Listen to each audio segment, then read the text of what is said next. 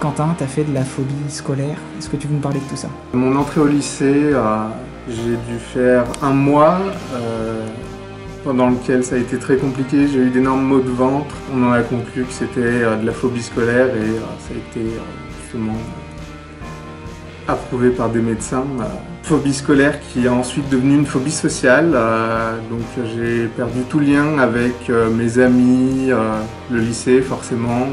Je ne faisais plus rien, je ne sortais plus de chez moi, je n'allais plus faire de courses, voir du monde, chercher ne serait-ce que le courrier à la boîte aux lettres. C'était des choses que je ne pouvais plus du tout faire.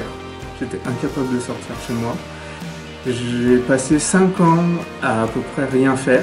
Je me levais vers 11h, j'allais manger vers 15h, je retournais me coucher aussitôt, où j'étais sur mon PC, j'avais un rythme complètement décalé.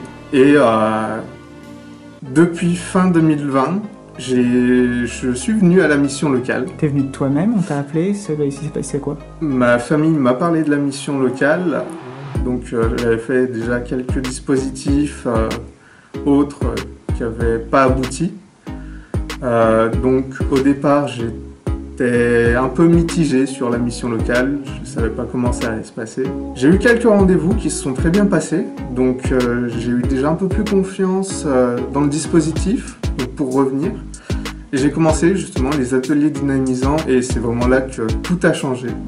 Parce que ne serait-ce que revenir en groupe, avec des gens, pouvoir parler, m'exprimer, ça m'a vraiment fait du bien et c'est quelque chose qui me manquait. Donc ça, c'est les ateliers dynamisants, c'est quelque chose qu'on fait dans le cadre de l'action Passe-Parcours. Et du coup, oui, ça a été mis en place pour pouvoir aller voir ces jeunes qui n'arrivent pas à venir d'eux-mêmes, en fait, qui ne connaissent pas ou qui ne veulent pas trop venir.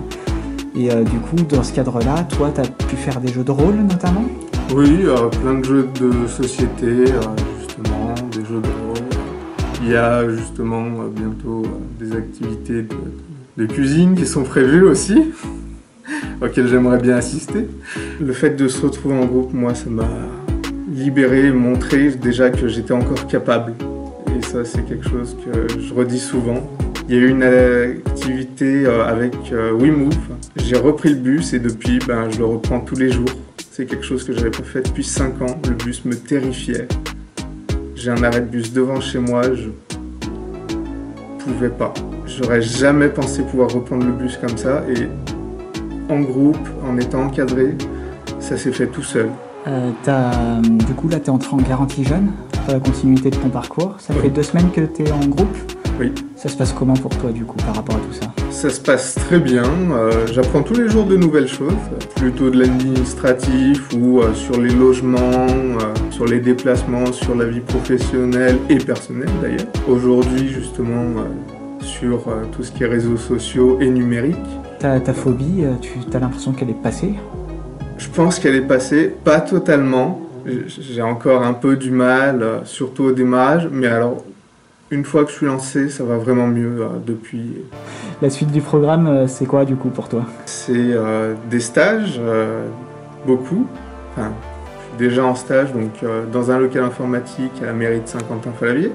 Donc je prévois ça jusqu'en septembre où je commencerai une formation de développeur web full stack. C'est ce que tu veux faire depuis longtemps? Oui, justement pendant ces 5 années, il y a quand même eu des moments où ça allait un petit peu mieux, donc je traînais un peu sur mon PC et je me suis vraiment pris à la programmation et c'est quelque chose qui me plaît et justement j'ai trouvé dans un journal, ma grand-mère m'a trouvé dans un journal une annonce pour une école spécialisée pour les personnes un peu dans mon cas, à Saint-Priest, l'école en digital et ça fait vraiment du bien parce que c'est des personnes bienveillantes, des classes en petits groupes pour que les enseignants soient sûrs, enseignants, je suis pas sûr que ce soit le terme. Formateur peut-être? Ouais, voilà, formateur. Puis justement gérer les petits soucis de chacun, s'il y a besoin de faire des pauses, des choses comme ça. D'accord, et puis c'est des milieux où ça recrute en plus, il y a besoin de gens dans ce secteur-là. Oui, il y a, si je me trompe pas, 6 mois en CDD à la fin de la formation, qui peuvent ensuite déboucher en CDI. Ils ont des entreprises partenaires et puis tout un tas. justement ils le disent, d'entreprises qui viennent chercher directement à la fin de l'école, fin de l'année scolaire, les jeunes, parce que on est préparé au métier, on est formé au langage dont les entreprises ont besoin. C'est super que tu arrives à avancer, que tu as réussi à sortir de ta phobie, même si c'est pas encore totalement ça. Mais énormément il y a eu de progrès. un grand pas en avant et ça me fait du bien. Et puis maintenant, il y a une chose que j'aime bien dire, c'est que je suis fier de moi. C'est tout bête, mais juste me le dire de temps en temps, je suis content. Parce que je vois que j'ai quand même fait une énorme avancée. Ça a été très dur, mais je suis content d'être là où j'en suis.